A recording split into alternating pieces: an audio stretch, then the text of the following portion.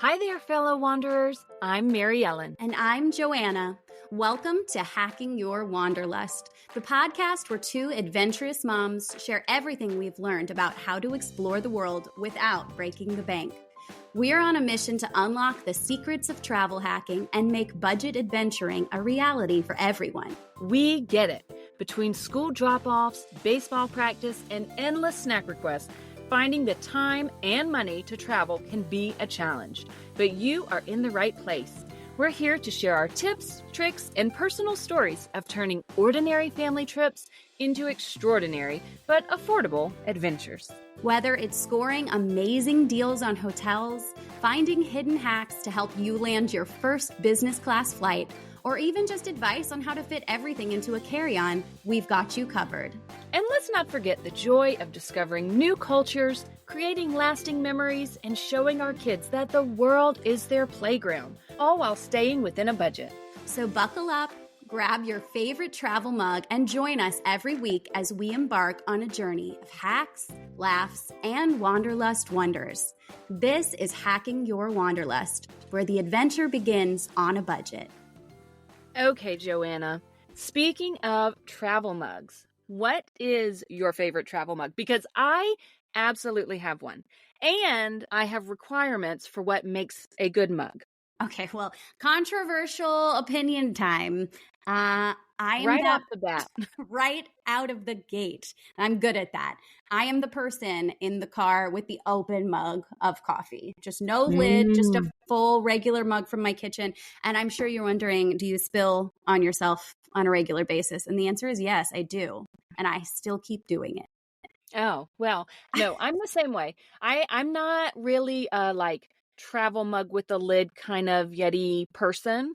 My favorite mugs are from trips that we've been on, and the requirements are they need to be a pottery style mug and they need to be big enough. I cannot stand like a little tiny mug. It has to be sufficient. I do agree with that. And I love getting unique mugs from destinations. It's a big, big one of mine. And I love handmade ones. But what I hate more than anything is a travel mug with one of those lids that you just kind of push in the top. And then do you know what I'm talking about? Starbucks has these. They're just these little weird push-in lids and they never stay. So you have the security of thinking you have a lid and then you end up spilling on yourself anyways. So I just skip that step. Skip right on. Well, it is our very first episode, and we are so thankful to have listeners who want to travel and explore the world with their families. So let's get into how we got started with travel hacking. So tell me, Joanna, what was your very first travel hacking experience? How did you get into it? Where did it come from for you? Okay, these are great questions. For me, I think it was a little bit of an unorthodox situation. So a couple things were happening at the same time. I had gotten engaged to my partner of 10 years, which was very exciting. And thank you. Yes. And I had started looking into wedding costs and honeymoons, and I was so overwhelmed. I am such a budget person. I am such a DIYer. So I knew I was going to do everything for my wedding myself, keep that budget as small as possible. But I was still like, how are we ever going to make a honeymoon happen? Even on the budget wedding, it felt very unattainable. And around the same time, my mom had kept talking about this thing called travel hacking, and she was kind of hush-hush about it. And that is because she had access to a course and didn't feel that she could share that information since she paid for it. My mother is very sweet and wonderful, and I really appreciate her moral compass on this. But I was frustrated. And so in a rebellious spirit, I set out to learn everything that I could because I didn't really know what it was, but I knew that they had gone on vacations. And I was like, how are you guys doing this? Like, you don't have tons of money. They're just average, hardworking American people. How are you doing this? And I learned very quickly how they were doing it. It was all travel hacking. It was all points and miles. And once I fell into the rabbit hole, I could not get out. It kind of became an obsession and a fascination. So I would love to know, how did you get into all of this? Tell me. Oh my gosh, it is such a rabbit hole. That is so true. But for me, I got started many years ago. My husband and I had a big anniversary coming up. We were at the time a one income household. So I was a stay at home mom with two kiddos, was a teacher in the past, but decided to stay home with our kiddos. So we were a one income household and we wanted to go on this big dream trip for a big anniversary. Wanted to go to Banff. Have you ever heard of Banff up in Canada? Oh my Canadian gosh. Rockies, right? I Yes. started shooting for the moon with this travel hacking. Yeah, you did. I really went big to begin with. So I wanted to go to Banff. I wanted to go to Yoho National Park as well up there. But I didn't really know how to get there on our budget. So I don't know how it came to me. It was before travel hacking, I feel like, was a well-known thing. And I thought, you know what? If we open this credit card, I think we can have enough points to pay for a flight, one flight. And we did. And that felt like such a huge win. We went on our trip and it just was magical. It's every bit as beautiful. That's for another day, but it is absolutely so beautiful that you think, I am in a movie. This is not real life. But we got there by using credit card points for one of our flights. Now, if I knew then what I know now about travel hacking, we could have gotten so much further, right? We could have probably done both of our flights or hotels. There was so much to learn, but that was my first taste of travel hacking. Oh my And then gosh. years later, I was just such a good budget person who thought I'm always going to use a debit card because when I use a debit card, then I am doing the right thing for my family. I am not going to get us in credit card debt. I can tell that you. Yes, you can just see me like getting excited because we were in our debt-free journey. Like we had spent a lot of years fixing our credit scores, getting totally out of credit card debt. I was determined that I was never going to use a credit card again because they were evil and they were a trap. Yes. But travel hacking has changed everything. Same, because I realized, okay, I am responsible enough at this point. I understand I can't spend more money than I have each month. Mm-hmm. And the concept that, oh, wait, if I use a credit card, I can be earning points for the same thing that I was getting nothing for with a debit card. And I just pay it off each month. That's kind of the basic travel hacking 101. You have got to be able to use a credit card responsibly. So I came to a point that I was like, wait a minute, I don't want to get nothing by using this debit card. I want to be getting rewards with credit cards. And then that's the way that my family can travel. That's the way that we can still, on our income and within our budget, make travel hacking by using the same spending that we're already doing, the same grocery shopping. Yeah, everything the same. And so that's a light bulb went off at some point. And that's when my travel hacking really kicked into overdrive. And I started Googling everything, watching every YouTube video I could find, just really deep diving into hold up, what is this travel hacking thing and how can I leverage this to help my family travel more? Yep, that sounds very familiar. People that travel hacking is the most well suited for are the people who are very debt conscious, budget conscious, have a minimum 700 credit score. Absolutely. And so these are the people that are most naturally terrified of credit cards. A lot of them may be following the program of the great Dave Ramsey, which people have lots of controversial opinions about. But I did use his steps in his book to get ourselves out of debt. And he literally tells you to cut up your credit cards when you're done. Right. He does not believe in points and miles. He says it's a trap. So there's a lot of mindset shifting that has to happen if you're one of the people in those camps. But I am here to tell you, it is worth it. I do not have any credit card debt. My credit score has gone up so much. 800 is around the corner. It is so close. I can almost taste it. I know. You get there, girl. I have more credit cards than I ever thought I would have in my entire life. And I have plans for many more in the future. And doing this has enabled me to pop down to Georgia to see my 90-year-old grandmother when I feel like it versus, like her 90th birthday just happened. And before travel hacking, I would have had to say, I really cannot scrape together $300 for a flight to Atlanta. That's just not in our budget right now. Right. And so, I That's mean, what I love about travel hacking is because it's not just what you see on Instagram with these big business class international flights to somewhere marvelous. That is part of travel hacking, and that's absolutely. amazing. And I love that. But for our family, and I know for yours, it's also being able to go see grandma. It's being able to go pop down somewhere domestically that's not glamorous for a weekend in a way that you couldn't do that before. Absolutely. I'm taking my brother on a trip to Minnesota, of all places, in January, and there will be an episode about that in the future.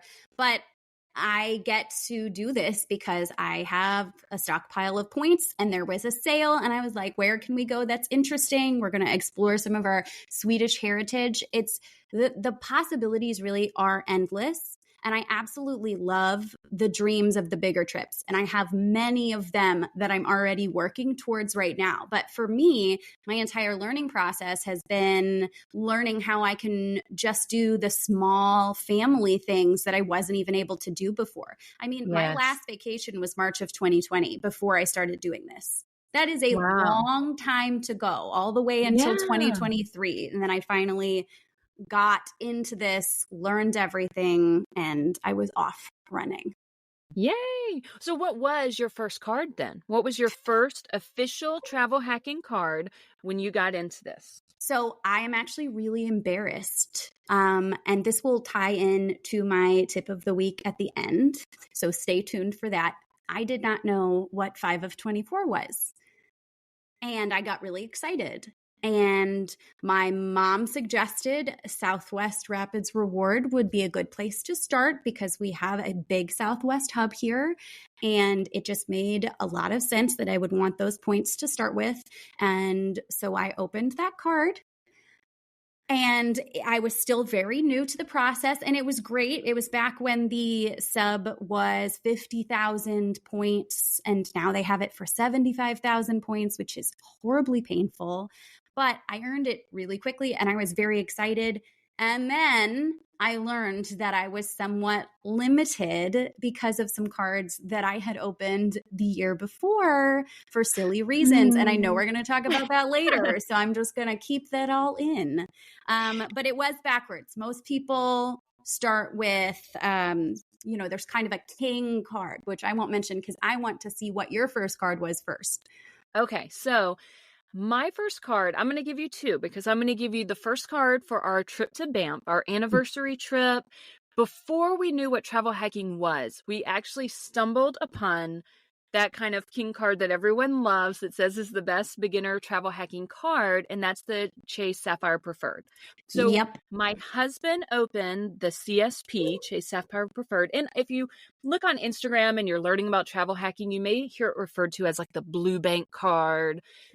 That's because, I don't know, they have weird rules about what you can put on Instagram, but that was our first card, but that was well before we knew what travel hacking was. So, and that was his card. But for me, as a person who like discovered travel hacking and really got into it, once I knew the concepts of travel hacking and wanted to do it, I got my not just first travel hacking credit card, but my very first credit card ever of my whole life.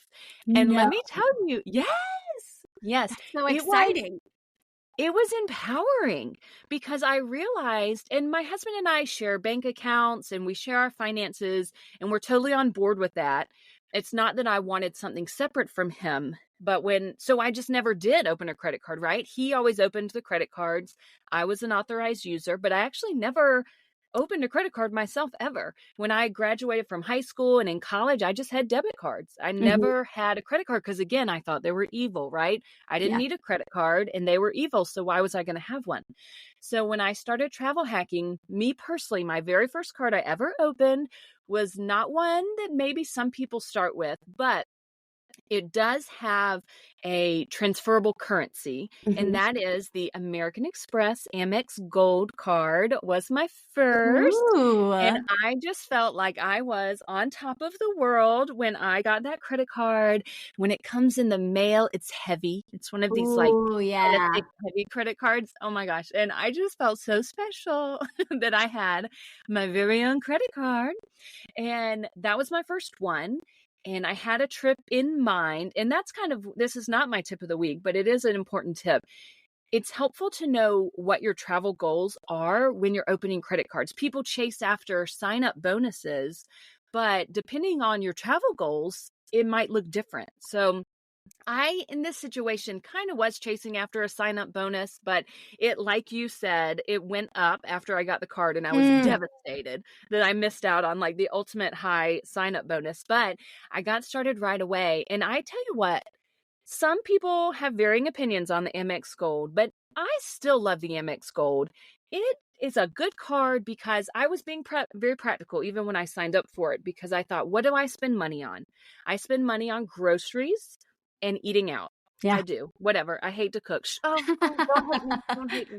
I'm not a chef. And so I do have to buy some level of groceries for my family. But then we also tend to eat out more than we should.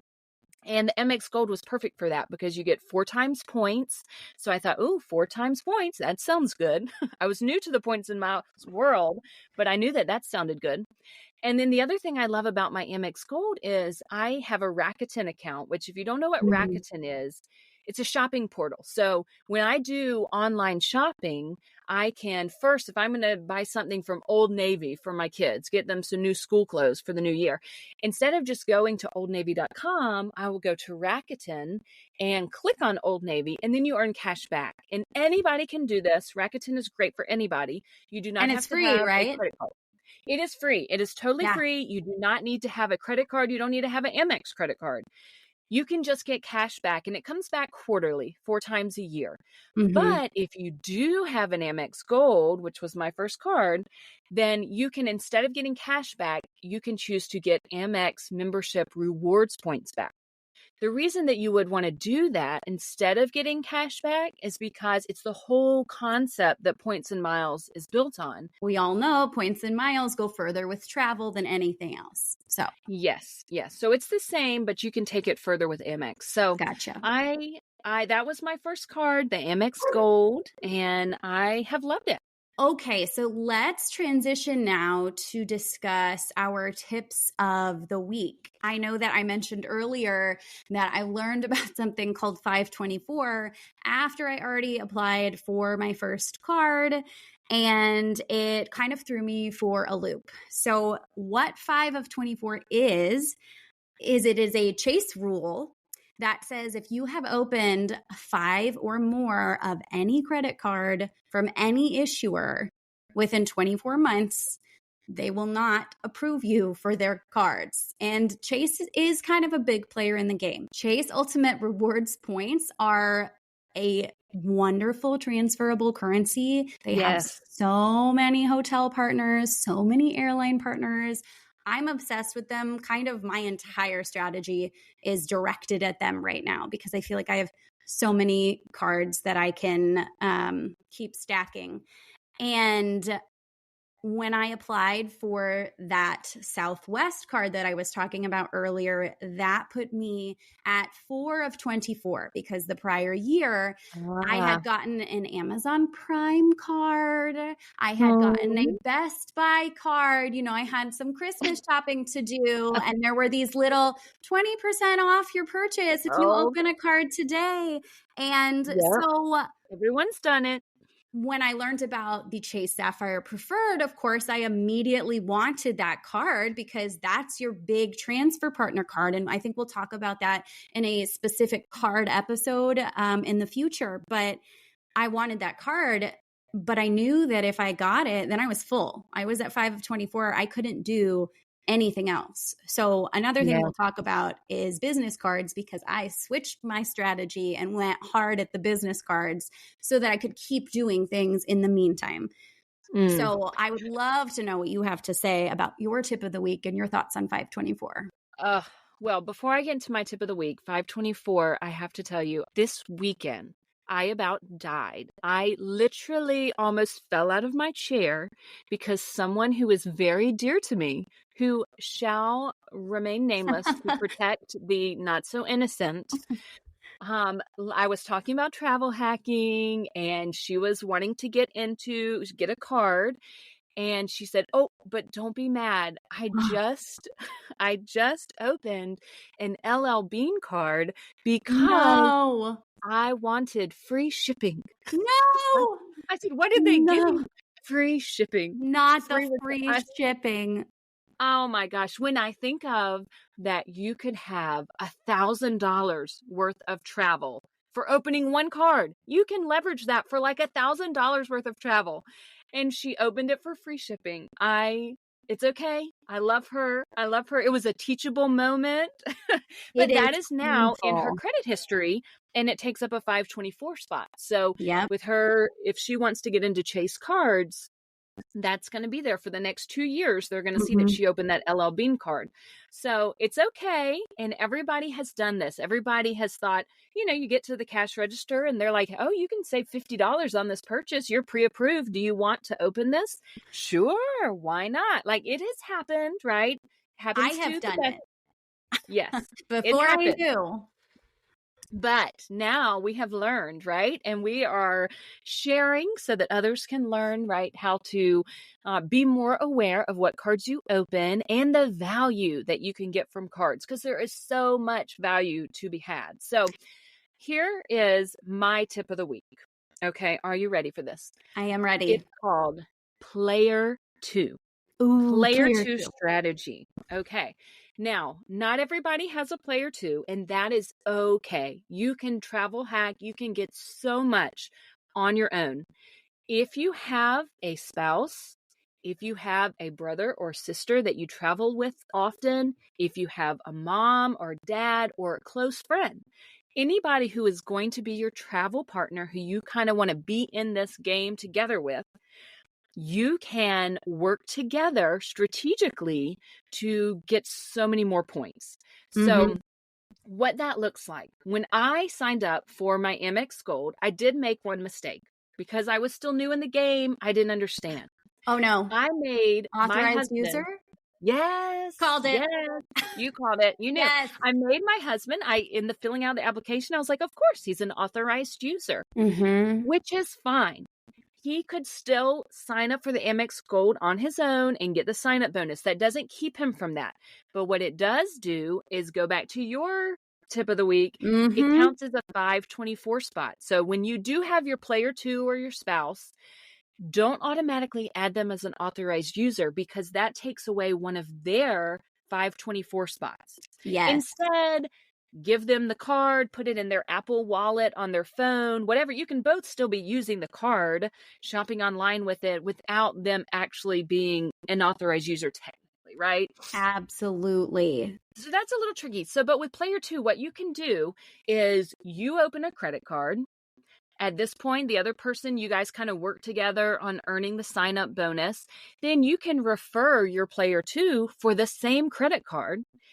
They will get a sign up bonus on their own, and you will earn the referral credit from referring them for that credit card. And that's you kind of do that in layers, right? Throughout the year, maybe you get a credit card, then you refer them, they open the similar credit card, same credit card, and you guys can just build this huge bank of points that then you can travel together. Absolutely. That is such a great tip. My player 2 is actually my brother, because my partner is not a big traveler. He is a little bit reluctant, and that is okay. He will go if I make him, but my brother and I are big adventurers, big wanderers. We've taken a lot of great trips together. So I have gotten him into this, and we've done some great back and forth referring, and it has been so awesome. I've really dragged a lot of my friends and family down into this rabbit hole with me, which is another reason why I think we're here today, is because we both love to share this with people. And so we really wanted to have a place to do that where people could ask questions and really learn from everything that we have learned.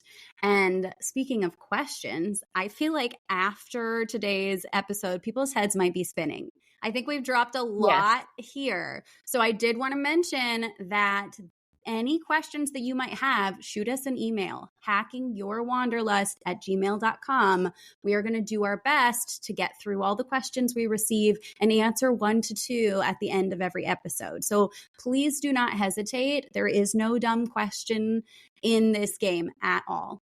We have some questions to start with from Amazing. our family and friends that we polled and are like, what are some of the basic things that you want to know about travel hacking? Nothing's off limits. Ask. And my sister brought forth a question that I love because she is working to send she has a graduating child who she wants to send on a huge graduation trip, which is Oh, just, I know, it I is so love that. sweet.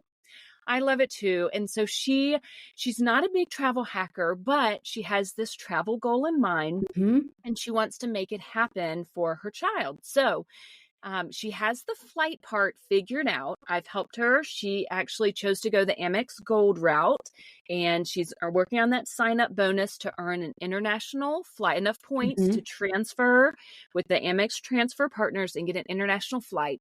But her question was, what about international hotels? What credit card should I get? What's the strategy for international hotels?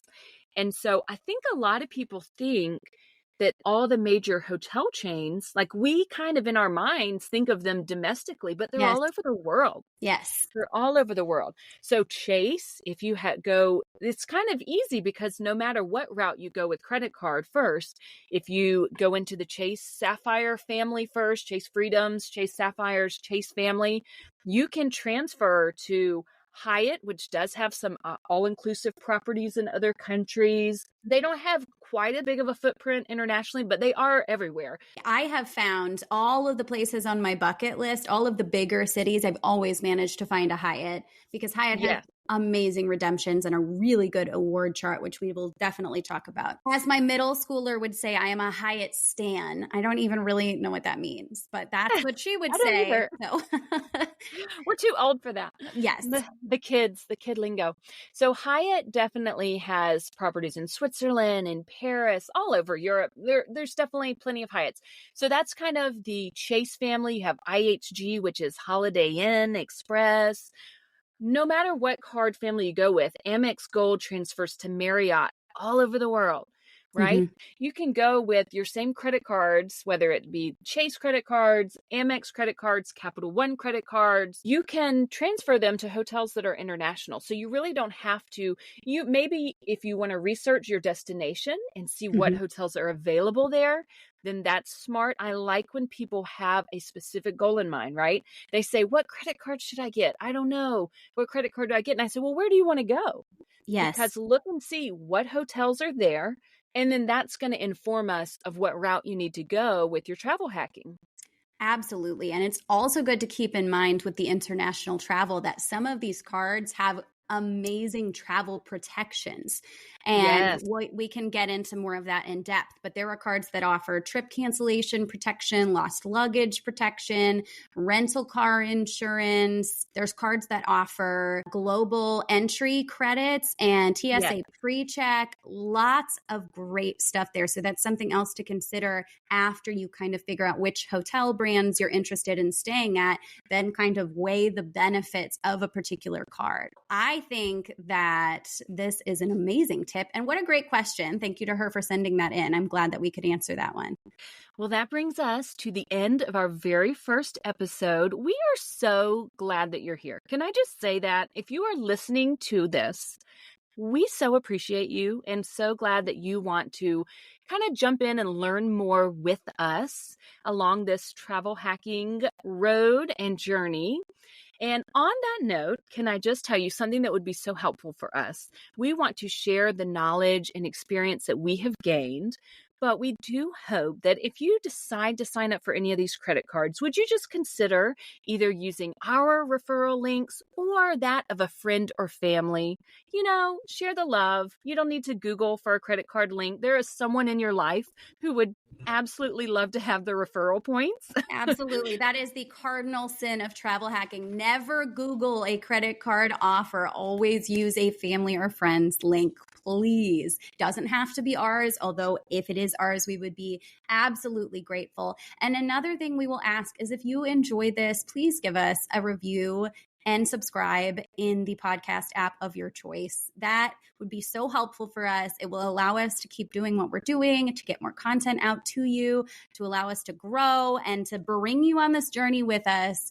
So let us give you a little glimpse into next week. We hope you will join us again. Next week, we're going to dive into our favorite credit cards, which Joanna, I know what you are excited to share about. But people have to listen. They have to tune in next week to hear all about our favorite credit cards and some of the places that those credit cards have taken us. Yes, absolutely. I am so excited to share because some of my favorite cards have some really good offers right now, and you might be surprised about what they are. Okay, Joanna, where can they find you on Instagram? Yes, I am on Instagram at Hacking Our Wanderlust. So please find me over there. I would love to see you. And Mary Ellen, where can they find you? They can find me at Family Travel for the Win. And that is with the number 4 because, I'm cool or something. So it is at Family Travel for the Win.